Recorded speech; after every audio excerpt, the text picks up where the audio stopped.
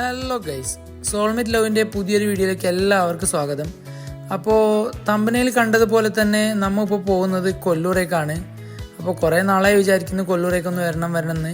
പക്ഷേ കൊല്ലൂരേക്ക് നമുക്കങ്ങനെ എത്തിച്ചേരാൻ സാധിക്കലില്ല.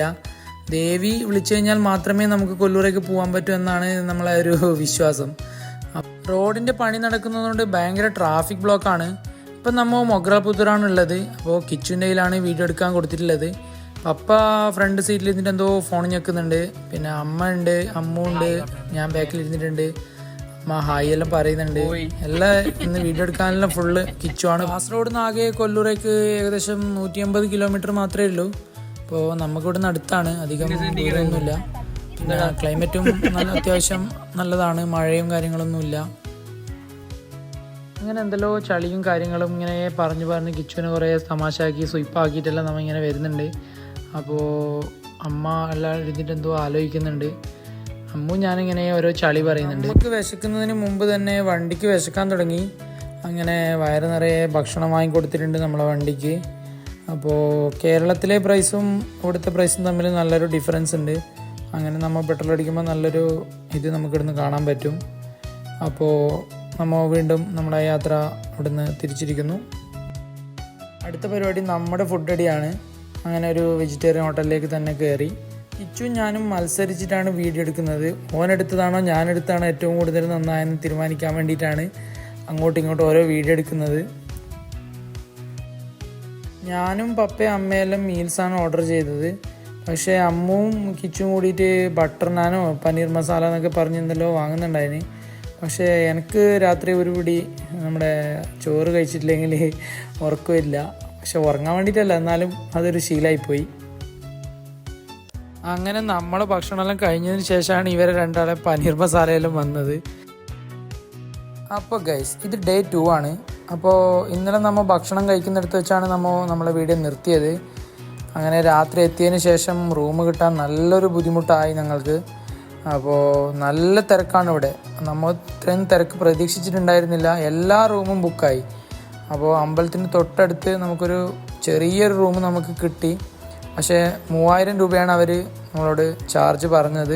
കൊല്ലൂരേക്ക് വരാൻ പ്ലാൻ ചെയ്യുന്നവരാണെങ്കിൽ നിങ്ങൾ ഒരു റൂമൊക്കെ മുമ്പേ ബുക്ക് ചെയ്ത് വെച്ചോ. അവസാനം ഞങ്ങളെപ്പോലെ പെടേണ്ടി വരും. ഞാനും കിച്ചും രാവിലെ തന്നെ വന്ന് ക്യൂവിൽ നിന്നു. അമ്മയും പപ്പയൊക്കെ പിന്നീടാണ് വന്നത്. നിങ്ങൾക്ക് തന്നെ ഈ വീഡിയോയിൽ കാണാൻ പറ്റും. ഇത്ര രാവിലെ നല്ല തിരക്കാണ് ഇവിടെ. രാവിലത്തെ ദർശനവും കഴിഞ്ഞ് പോകേണ്ട ഒരു പ്ലാനായിരുന്നു നമ്മൾ വന്നത്. നമ്മൾ എല്ലാ കൊല്ലവും കൊല്ലൂരേക്ക് ഒരു പ്രാവശ്യം വരാറുണ്ട്. പക്ഷേ മുമ്പൊന്നും ഇല്ലാത്ത തരത്തിലുള്ള തിരക്കാണ് ഈയിടെയായിട്ട് നമുക്കിവിടെ കാണാൻ പറ്റുന്നത്. ദേവിക്ക് സമർപ്പിക്കാൻ വേണ്ടി പൂവൊക്കെ വാങ്ങി വെച്ചിട്ടുണ്ട്.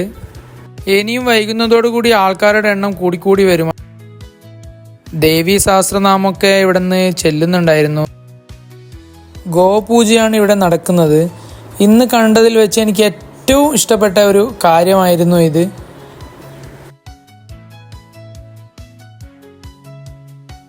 കിച്ചുവിൻ്റെ വീഡിയോ കൂടി ഇതിൽ പ്രത്യേകം ഉൾപ്പെടുത്തിയിട്ടുണ്ട്. പൂവൊക്കെ പിടിച്ചിട്ട് അമ്മ ഇവിടെ നിന്നിട്ടുണ്ട്.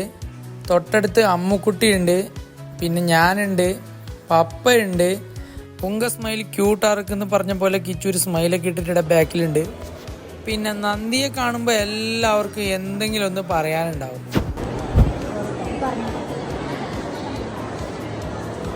ഇത് സുരാജ് മുണ്ടിങ്ങനെ മോഹൻലാലാക്കുന്നവരാകുന്നില്ലേ? ദേവിയെ മനസ്സ് നിറയെ തൊഴുതതിന് ശേഷം നമ്മൾ റൂം ചെക്കൗട്ട് ചെയ്ത് നേരെ പോവുകയാണ്. അപ്പോൾ നമ്മളിപ്പോൾ അടുത്തതായിട്ട് പോകുന്നത് സൗപർണികയിലേക്കാണ്. നമ്മൾ വരുന്ന സമയത്ത് നമുക്ക് പോകാൻ പറ്റിയിട്ടില്ല.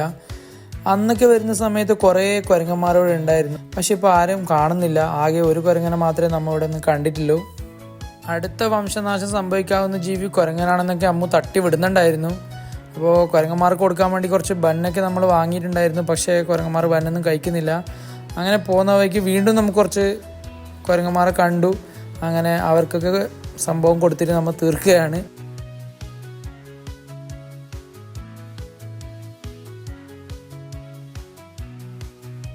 ഇവരെല്ലാവരും ഉറങ്ങുന്നുണ്ട്. ഞാനും കിച്ചും മാത്രമേ ഉള്ളൂ സംസാരിച്ചുകൊണ്ടിരിക്കുന്നത്.